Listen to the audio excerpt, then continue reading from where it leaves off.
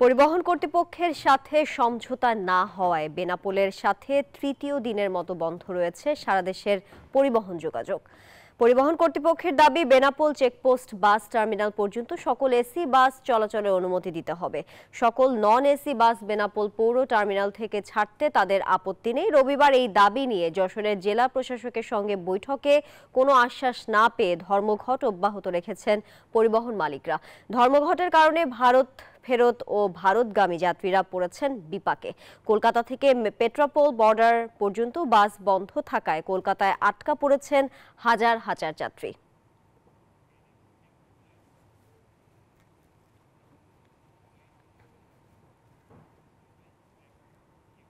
দর্শক, এই বিষয়ে বিস্তারিত জানাতে বেনাপোল থেকে যুক্ত হচ্ছেন সহকর্মী বকুল মাহবুব। বকুল, পরিবহন কর্তৃপক্ষের সাথে সমঝোতার বিষয়ে কোনো অগ্রগতি হয়েছে কিনা জানাবেন, আর সেই সাথে জানতে চাই সাধারণ যাত্রীদের দুর্ভোগ লাঘবে কোনো ব্যবস্থা নেওয়া হয়েছে কিনা।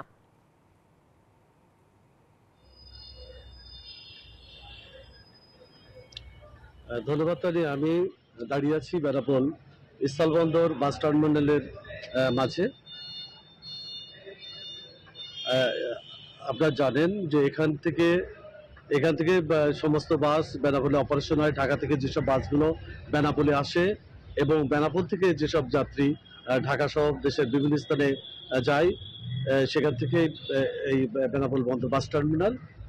তো কদিন আগেও বেনাপোলে আমরা জানতাম যে এই টার্মিনাল থেকে গাড়ি চলাচল করতো। এখন কর্তৃপক্ষের ঊর্ধ্বতন কর্তৃপক্ষের নির্দেশে এখান থেকে পরিবহন চলে গেছে বেনাপোল পৌরসভার নিয়ন্ত্রিত বাস টার্মিনাল, যেটা এখান থেকে 4 কিলোমিটার দূরে।